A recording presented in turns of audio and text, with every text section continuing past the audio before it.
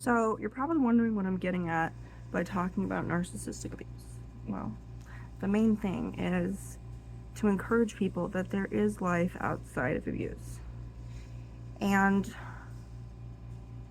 I'm going to go through some very normal things that you've probably experienced while you were living with your narcissistic abuser. Sometimes this is a spouse, sometimes this is a sister, a brother, an aunt, an uncle, a grandfather, a grandmother. Sometimes it can be two different family members, two different friends. It can be a roommate. It can be somebody that you cannot get away from, essentially.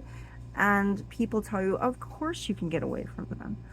But the thing is, if they're living within your home, yes, there are ways you can leave the home, but essentially you always have to go back. And when you continue to do that, that's very hard to just leave and not turn back and not look over your shoulder and think, gee, what are they doing now? And that's going to be a constant thing that you're going to be worrying about, you're going to be wondering about, you're going to be saying, how are they feeling? What are they thinking? What would they say about this?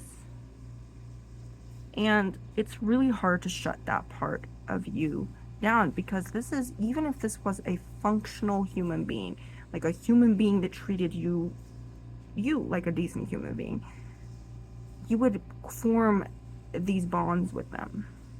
You're living with them, you love them, and essentially it's really hard to have to shut down that worry and that concern.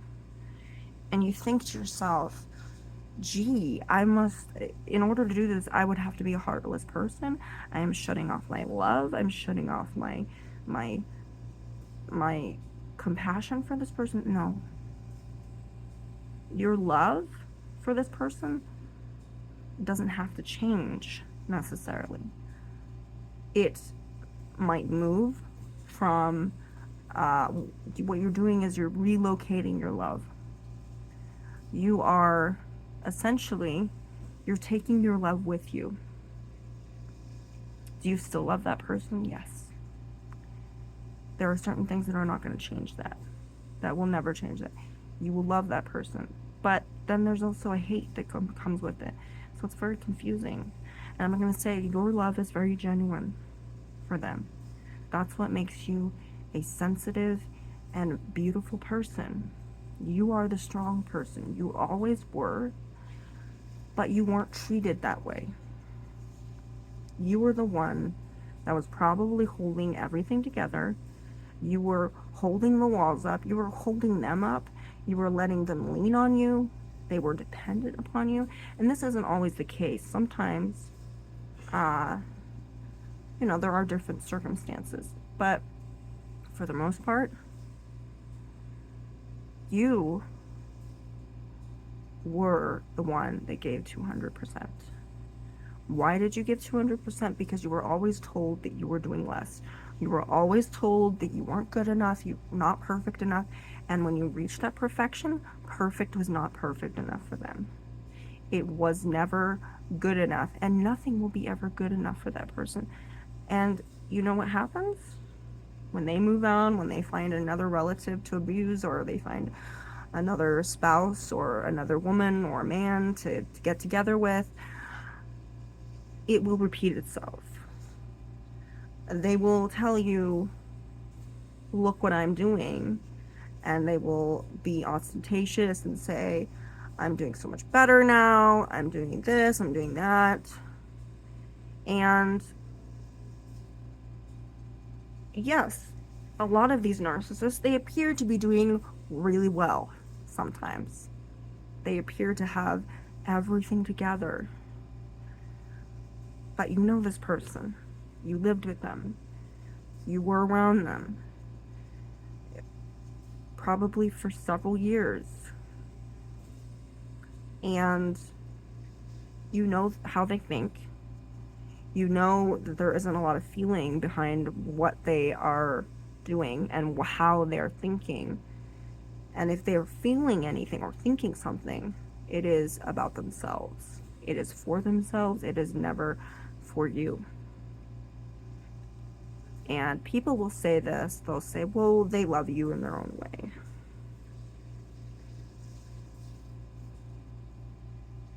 A true narcissist is incapable of loving. They have no capacity to love someone.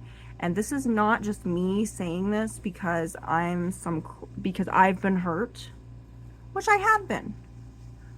But I'm kind of beyond it, you know? I'm not completely healed, of course. I still, to this day, sometimes worry about my abuser. I get concerned about it. But I'm growing.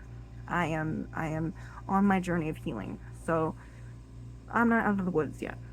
But you know, I don't think.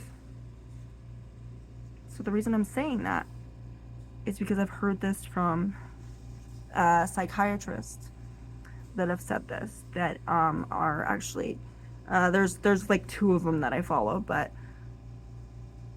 one of the psychiatrists, he had a doctorate in psychiatry, I think, and he was an expert on narcissism, and he said that yes, the narcissist is incapable, is not only incapable, but they have no capacity to love.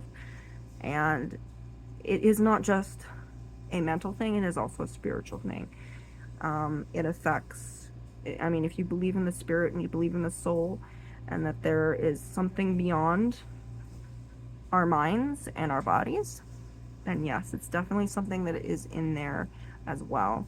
And what affects the brain affects your whole entire body.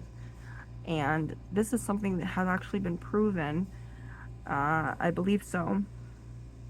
And there are actual connections to your brain to your other organs. So in actuality, some of your organs do have a sort of feeling. Like when you when you have fear, you have nausea. Or when you have a heart attack, you get a chest pain. You know, this is known as referred pain. It's a little bit different, but yes. And the one thing that affects us with this abuse is it affects us spiritually. It affects us emotionally. So when we have relationships, we often, first of all, some of us don't even get into relationships, and when we do, it is really difficult. But the best thing that I've heard people saying, this is Dr. Romani. She's an Indian American psychiatrist. She's been on several podcasts and TV shows. And she's on here on YouTube as well. And she said that you need at least a year to find your identity outside of your abuser's control before you get into a relationship. And best thing is just to find friendships. When I was finding my way, I made friendships, and within these friendships, I was still able to discover who I was, and these friends were very patient with me, and they kind of made me realize, you know, I'm this person. I am not the person that she told me that I was. I am not the person that I felt that I was. I am not the person that people screamed at me about. I am not selfish. I am not lazy. I am not empathetic. I am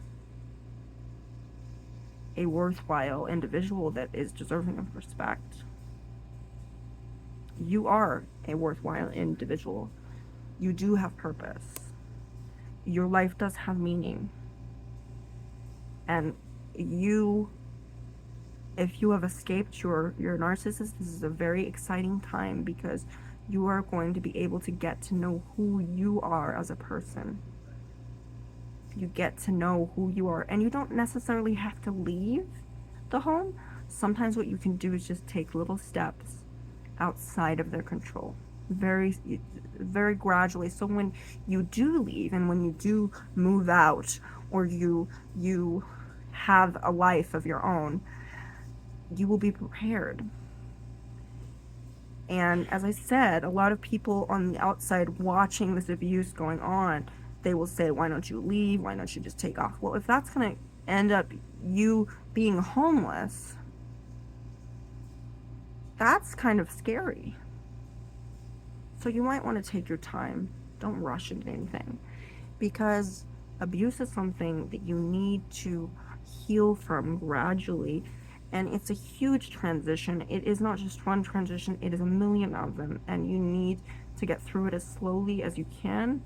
It's not going to be easy. It's going to be painful. As I said before, it's like taking out a tooth. It's really deeply rooted in there. It's been there for a long time, but it is infecting you. It is toxic. It is eating away at your relationships. It's eating away at your confidence. It's eating away at everything that's good. It's poisoning who you are. And now there's going to be a point where you're going to decide that you're not going to allow them to poison you anymore. You're not going to drink from their Kool-Aid, so to speak. And that sounds very dark. Excuse me for that. But you're not going to drink from that anymore. You're going to leave them alone with that. You're going to leave them alone with that poison. They're going to poison themselves. They already have a million times. But, like, misery loves company. So, you know, they're very much, a narcissist is very much a social individual. They love to be miserable. They love to start drama, but to do that alone, oh, that's terrifying. That's terrifying. There's nothing in it for them. There's no source of energy. There's nothing they can feed off of. So what do you do? So say you go to the club and you go alone. Is that exciting? No, it's more fun when you bring friends and you get to go places, and that is very much a narcissist. A narcissist is essentially a very social person. They're often a social butterfly. They often are very confident. They often have a great artificial mask that they put on, and everybody tends to either really love them or they tend to avoid them. Now, the people like me who are empaths, or just people that just feel that something's not right, they will avoid that person. But people that, just tend to tend to see the best in people, they will be fooled by this. And believe it or not, I have been guilty of that. I have been around many people, and I would just, push things aside. I would have these sixth sense about people, and I would say, yeah, that's kind of weird, but let's see how this goes. I'd like to think that maybe there's more to this person than what I'm feeling, and maybe there's good in this person. And to be honest, when I had these feelings, these senses, these sixth senses, about people, it really scared me, because I did not know where this information was coming from. I'm not psychic, but I am an empath, and I often would feel things from people.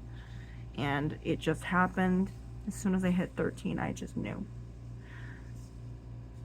But I think I always had that ability.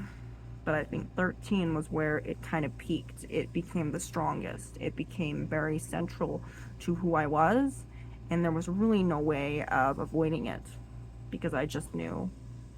I just knew by looking at someone. I was just like, that is a pervert. That is a predator. That person is decent, or that person, and I just thought I was being judgmental. I thought I was being crazy. I thought a lot of things. But essentially, when it came down to it, I thought for myself. yeah, you think for yourself. And I know this is not something you want to hear when you are dealing with that narcissistic abuser, but my narcissist actually admitted to me that she only raised me because I was desirable for her. I was a doll. I essentially looked like a doll. And she wanted that. It didn't matter that I belonged to someone else. It didn't matter that there was somebody else that would love to have raised me. It didn't matter that there would have been a better environment. She wanted me. And she told me that. And I just looked at her and I realized that was probably the most honest thing that she had ever said to me. I did not respond to it. But now looking back,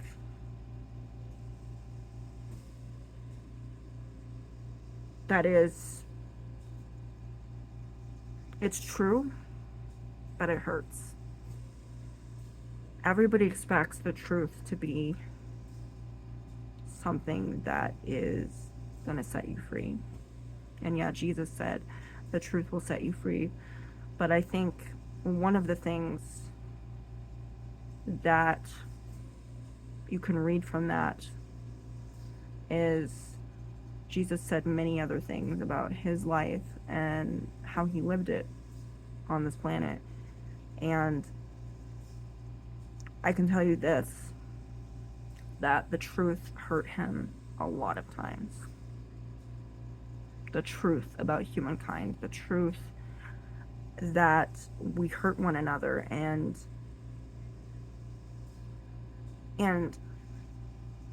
it's painful. The truth is painful. But after that pain, there is healing. It's like crying, essentially. Crying is essential because it releases those toxins. It releases the things that you need to get out the most. Now, when I grew up, emotions, they weren't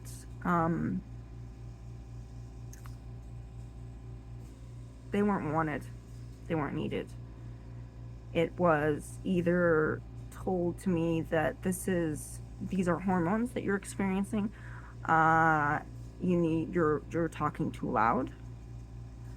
Nobody wants to hear this. We're busy. You need to do such and such. There would always be something that I had to do. And I was either not loud enough or I was too quiet. There was always something that would prevent me from speaking out or speaking my mind or telling people how I felt. So what did I do? Well, I decided to be a statue. I decided I would show no emotion. I would just be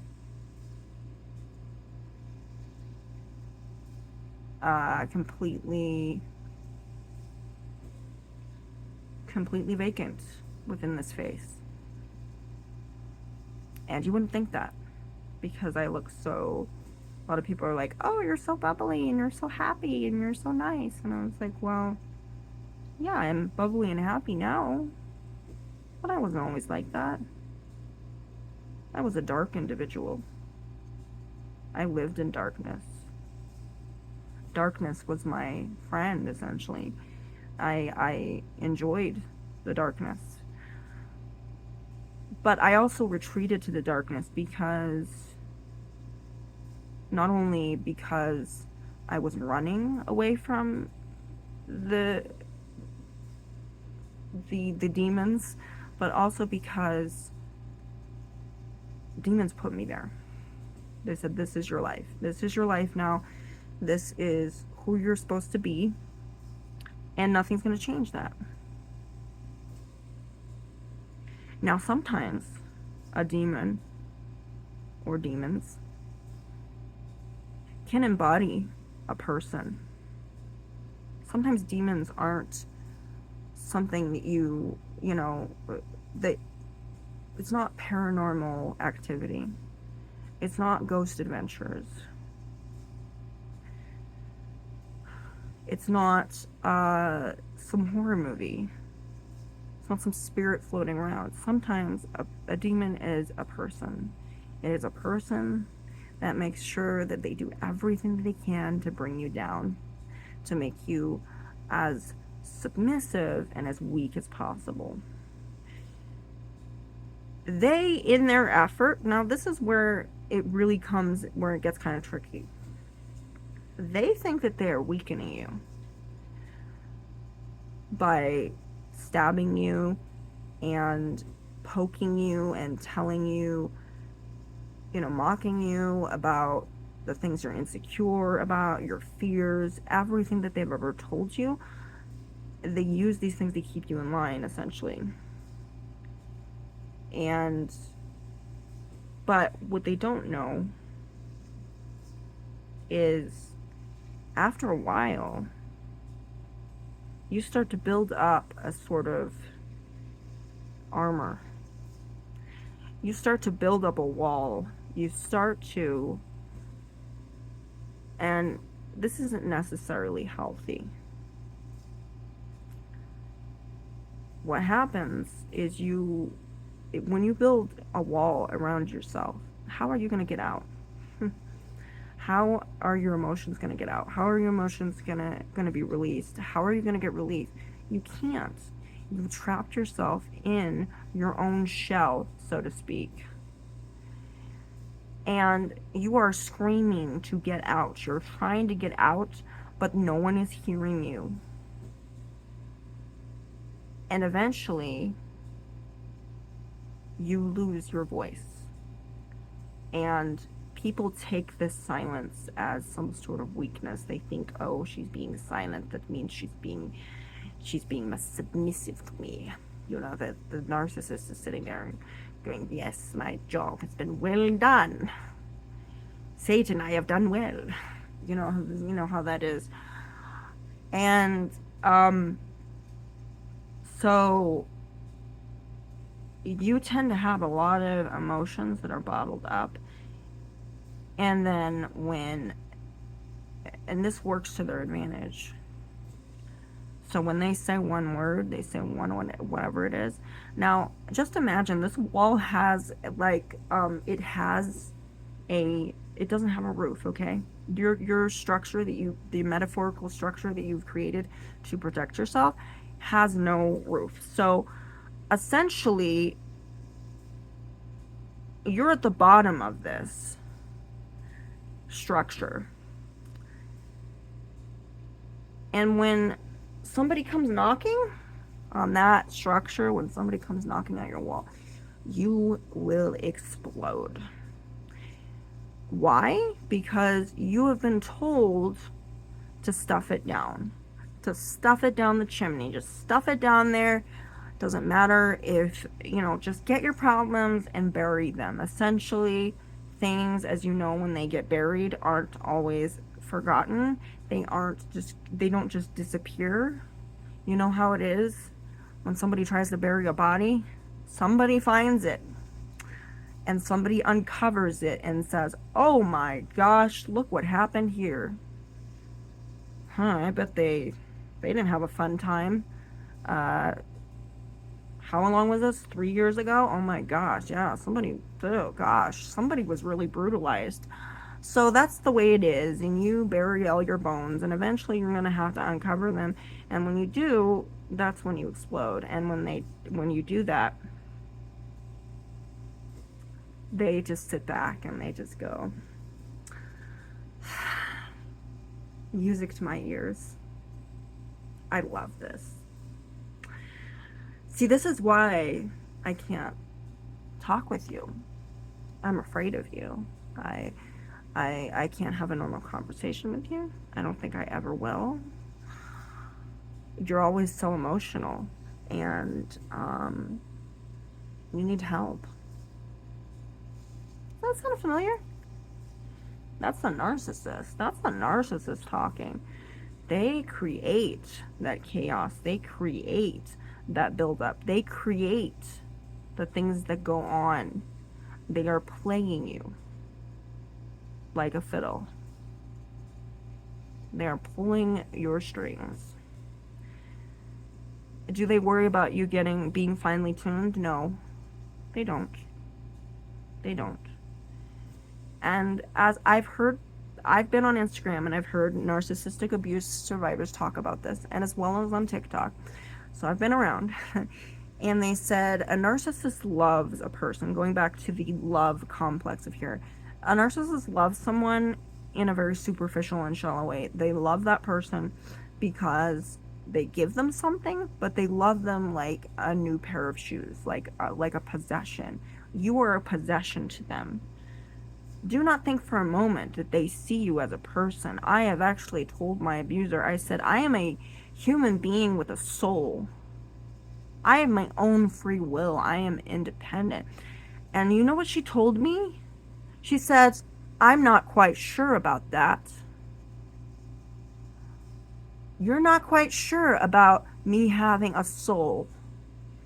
Let me guess, you don't think I have a brain either. No, they don't. And you know what? Over the years, and I play this card, you know, when the mood calls for it. But many times, I think my abuser thought I wasn't quite as smart as I appeared to be. And am I smarter than my abuser? Well, I'm going to be cocky and I'm going to say yes. Yes. Yes. I am. Does it piss her off? Absolutely. Absolutely. Does it challenge them? Yes. When you know someone is stronger or smarter than you or more beautiful than you, then what does a narcissist do? You know, they'll say things like, you'd have the perfect hourglass if you lost some weight.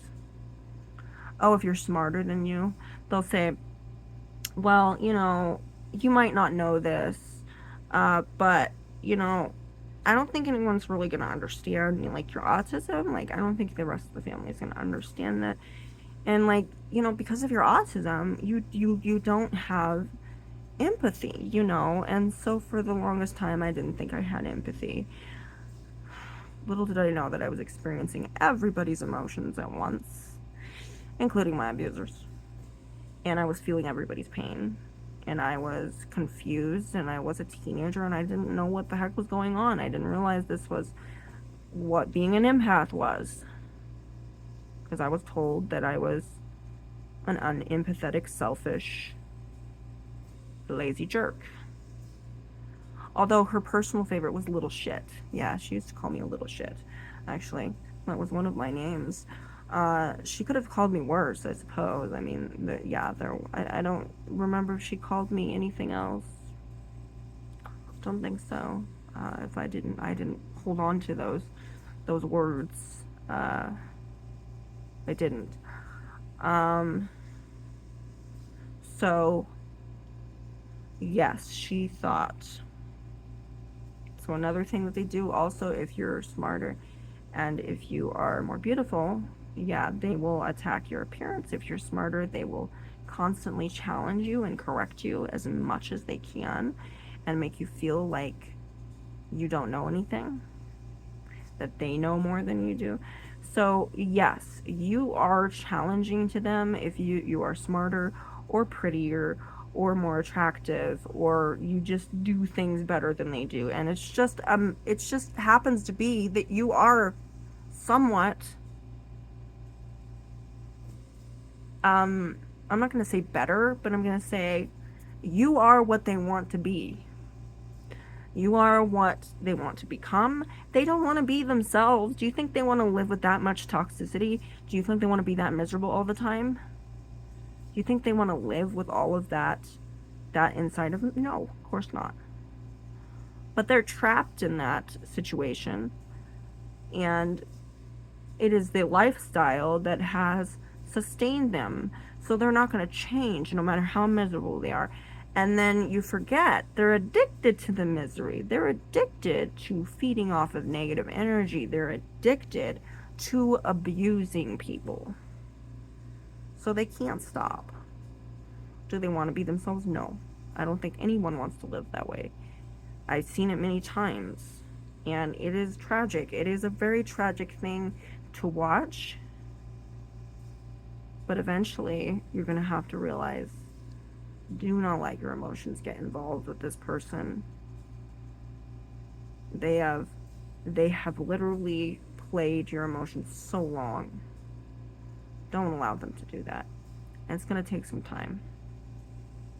And I'm not saying that you're like better than your abuser, but you're more of a human being. You're probably more sensitive. You probably have bigger goals. You have the potential to literally become this amazing person. And do you think for a moment they don't know that? Oh, they do. They know that at any time that you uncover their bullshit, you can leave them high and dry. When they figure that out and they have found out their identity, oh my gosh. And I've had my abuser tell my other family members, saying like, there's something different about her. Like, I don't know what it is. I don't know who she is. Like, what's going on? She doesn't know. She doesn't know. She knows something's changed. There's a certain confidence that I have. I've lost weight. I'm moisturized now. I really care about myself. I'm not screaming and yelling and fighting her about getting in the shower. I'm doing, that was actually a thing that we did. I didn't want to take a shower. Maybe that was an autistic thing, I don't know, but I'm not doing that. I'm mature. And I think in actuality, my abuser, since she raised me, she wanted me to keep me a child. So she didn't tell me certain things that most kids already know about. A lot of things, I had to wait until I was 23 to know. I had to know things that would just blow your mind. It was just like, oh, is that how that works? And they'd say, yeah, you didn't know that? And nobody made me feel bad about it. Because when you ask a question and you're genuinely curious if that's a good person that's next to you, they're going to tell you about it. They're not going to punish you for asking a question. Because that's weird, But, when I grew up, you didn't ask questions. You didn't ask questions. You didn't ask questions. No. You didn't. But my abuser wanted to keep me a child. So she didn't tell me certain things. Certain things about being a woman. Certain things about when you were with a man. Certain things about relationships. She didn't tell me anything about that, which was her responsibility because she was my guardian for over 20 years. And there were just things that I should have known, but I didn't. And I think purposefully, she kept those things from me because she wanted me to remain an innocent.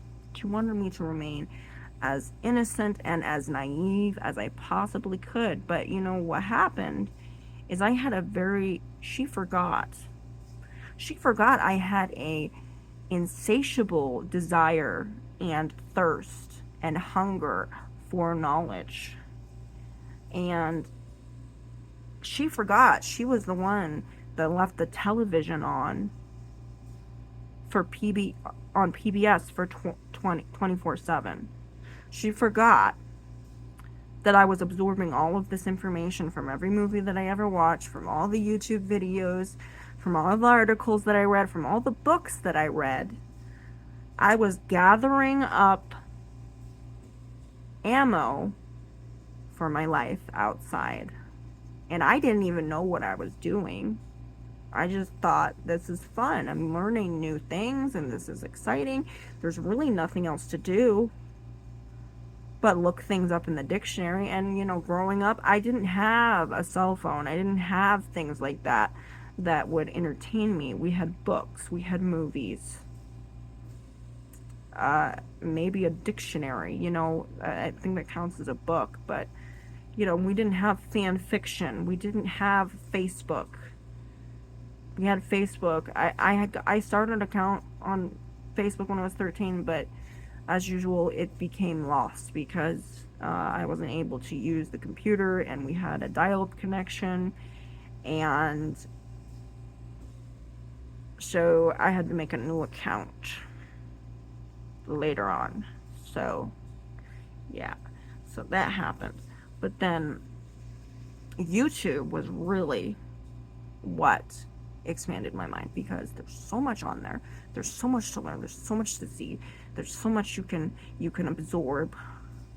There's life hacks and DIYs and comedy skits and cats jumping at cucumbers and dogs chasing squirrels. It's a vast universe that is based on videos. And what am I?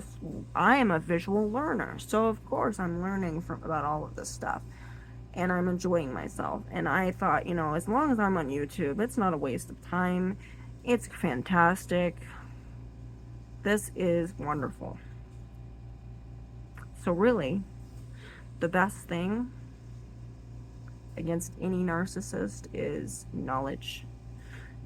Because a narcissist, and I know this from experience, especially if you have an older narcissist, because older people tend to have this, well, in my day, we didn't think about such things, so we're not going to think about it now because, well, that's just not what we did back then. You know how it is. And they have that mentality of like, I don't need any more information. But besides that generation, it's also a narcissist. A narcissist doesn't want to change, and learning something new would mean that they would have to change, and they'd have to change their outlook, and they don't want to do that.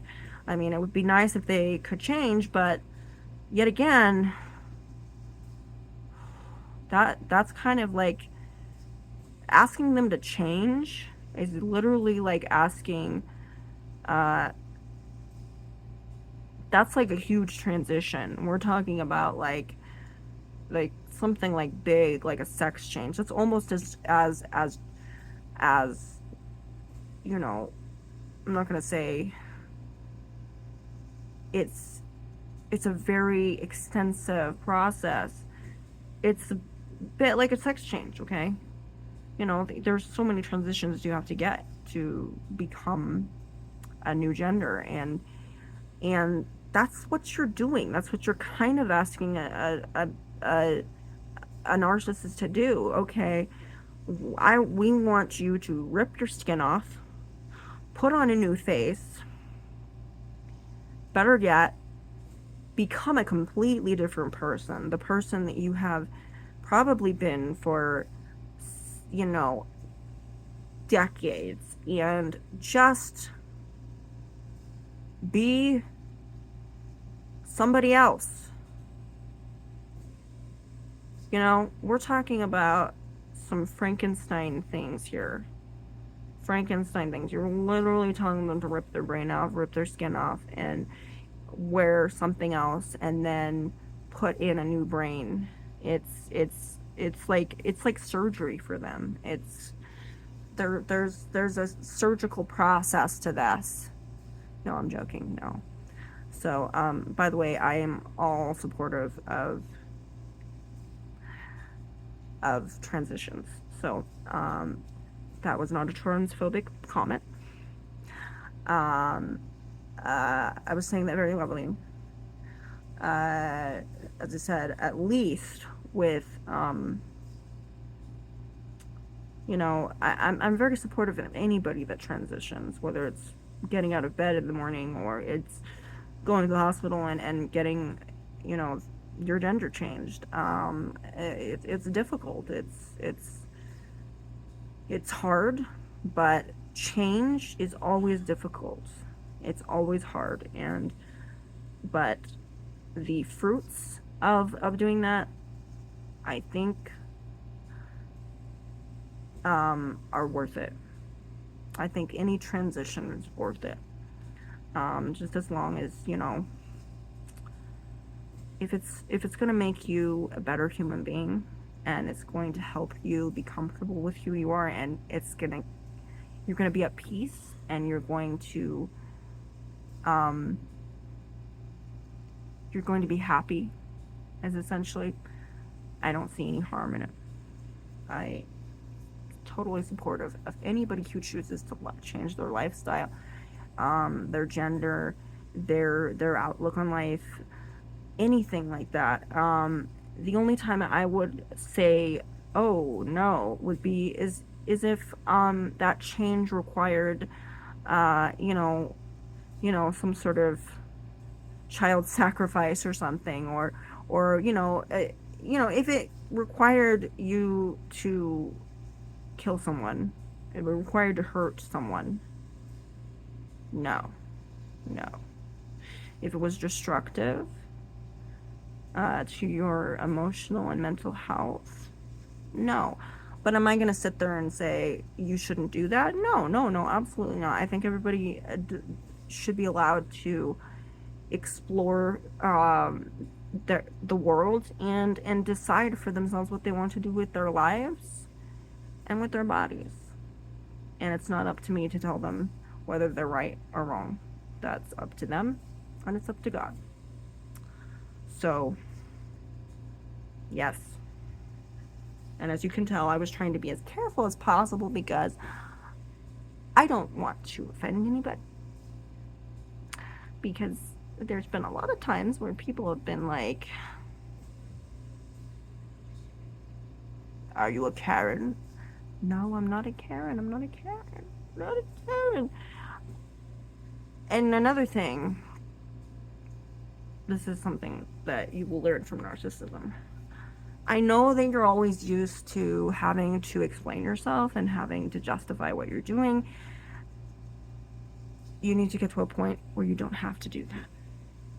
I struggle with this. You're going to get there. Because a narcissist is always asking you, why are you doing this? What are you doing? What's the reason for this? What's the point of this? This is stupid. That's unhealthy. That's weird. They're very judgmental. And they look at you and they're just like, and then you have to prove that you are essentially a good person. And if you have to prove yourself to someone that hard, honey, that person doesn't deserve you. They don't truly love you for who you are. They don't truly need to be in your life, because the people that truly love you, they don't just love you because you're doing something for them. They love you because they see you for who you are inside.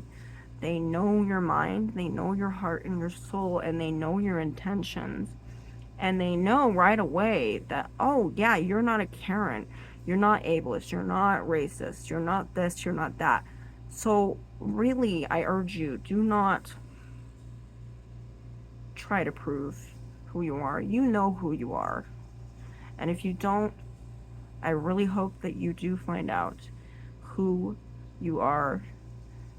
And when you do, you might find yourself very surprised, because you find out that, oh, I'm actually a decent human being. I'm actually a good person. I'm not a villain. I'm not a demon. I'm not a little shit. I'm not selfish. I'm not lazy. I'm not doing anything to hurt anybody. And essentially, you will, I hope, you will be at peace with who you are, and you'll be happy with who you are.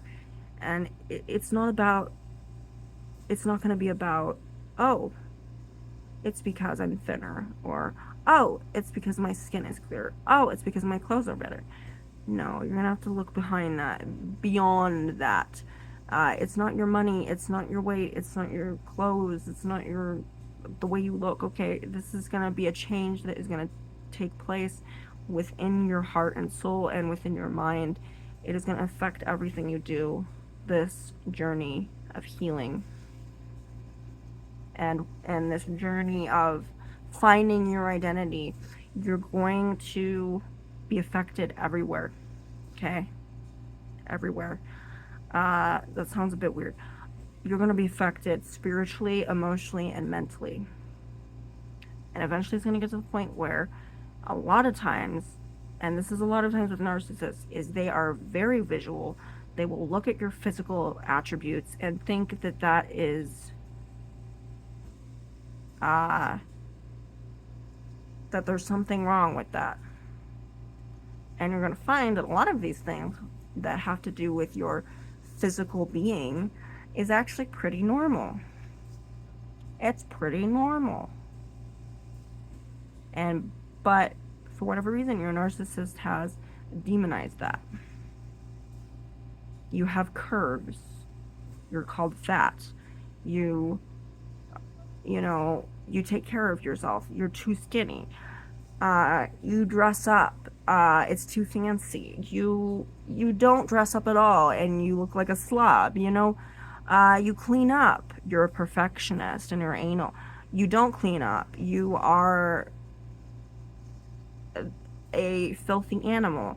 There's these things that just don't make sense, and I'm going to tell you that's one extreme from the next.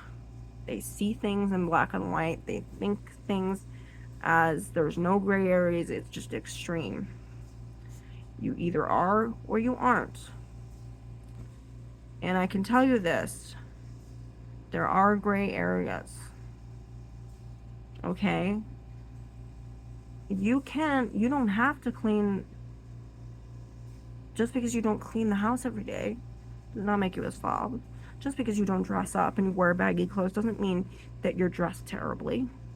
Could be terribly cold outside, and you could live in a state where it's just really, you need to put layers on, and you gotta put clown pants on, okay? Nothing wrong with that. You might find out that these curves are actually just gonna be there because that's the way you're built. You're gonna find that when you exercise, you're doing it in moderation. You're not a health nut. You're just doing it because it feels good to you. These are very normal things, and you're gonna find that a lot of things that you see in the mirror are very natural. It's just imperfections. You're gonna age. You're gonna put on weight. You might get thinner. You might not dress up as often. You might dress up a lot. It's all gonna be part of your life. It's gonna be normal. And guess what? It's not gonna be normal for your abuser, is it? No. You know why? Because it's not their life. It's yours. It's yours to discover and control. It's yours to explore. And they're not part of it. And if that means not texting them, not calling them, not visiting them, then you can do that. That sounds really cruel, I know, because you're thinking, oh, no, they need me. Do they need you?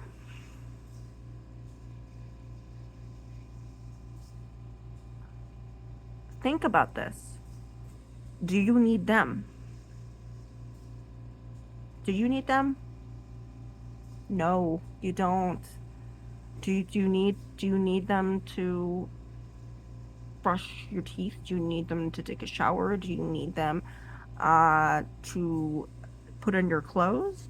Do you need them to pay your bills? Maybe in the past they did all these things for you, but do you need them now?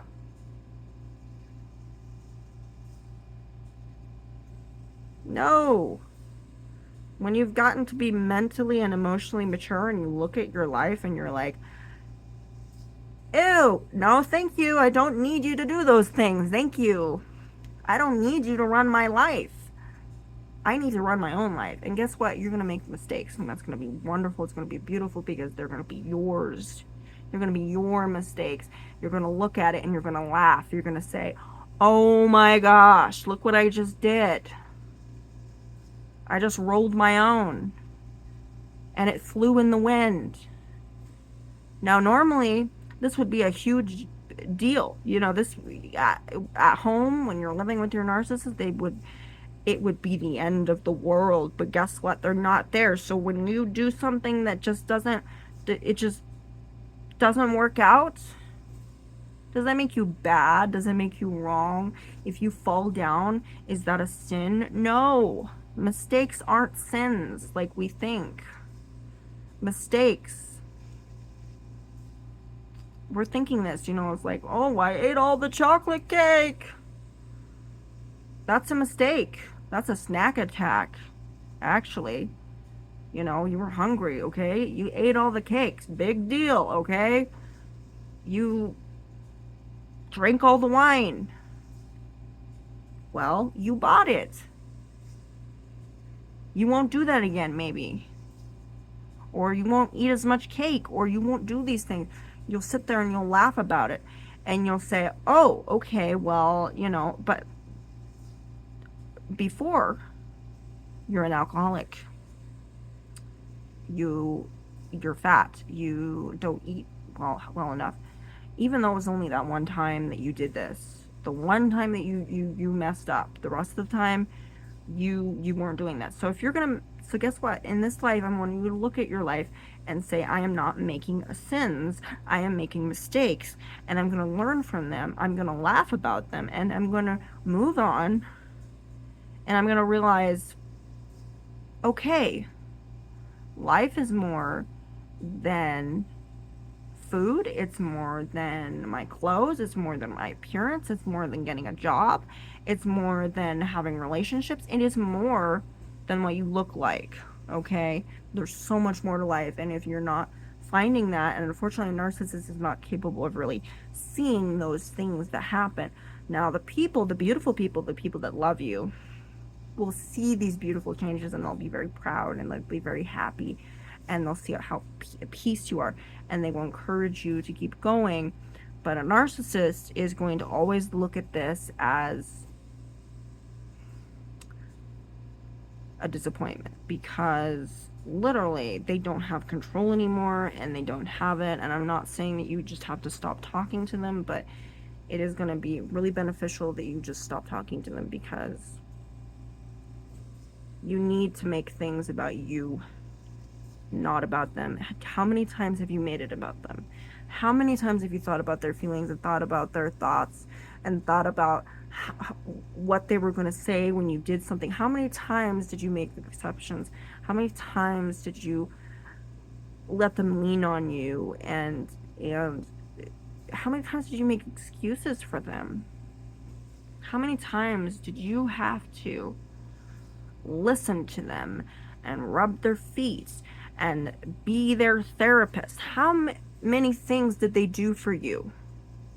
Think about it. When they did things for you, it was because they wanted something. They wanted something. It's known as love bombing. It means they will make you feel like you're the most amazing person for, you know, let's say you leave for a week and then you come back and you're like, hi, and they're like, oh, I just love you so much, blah, blah, blah, blah, and then you'll go and they'll just dump all of this, what you think is love, and it's really just compliments and flattery, and then you'll think, oh yeah, they must really want me and really love me and really just, they missed me and blah, blah, blah, blah. They missed your service, okay? They missed your, the fact that they could get money, get drugs, get sex, get anything from you. They missed that. They missed the consumption, the feeding of your energy. They missed that. They didn't miss, oh, I just missed your smile. I missed your wonderful warmness. I missed seeing you dance. I missed seeing you sing. I missed you doing this or doing that. No, it's more like, I don't hear you sing anymore. I don't. You don't go to church anymore. Whatever happened to you? What happened to me? I woke up. I woke up. Okay? I woke up. Yeah. I started praying silently. I started singing when you weren't around. I started finding God without you. That's what happened. And I'm sorry if that doesn't fit with you, but that's just my life now. And I'm not going back. And I'm gonna leave you with this. You are gonna have to figure out what it is that's changed. Because I'm not gonna bother explaining it to you. You're gonna have to figure it out because, and literally, when you leave, they're gonna be alone with their own misery, and that is a very, very lonely existence. And it's gonna get to a point where you're not gonna feel sorry for them anymore, because it's been exhausting and draining to feel sorry for them every time they fell and every time they made a mistake, every time their ice cream slid onto the sidewalk. You had to somehow pick it up, get a new one. They are literal children. You can't take care of that person your whole life. You have a life. You need a life. And you will. And I hope this was helpful, and I hope all of you have a beautiful, blessed day.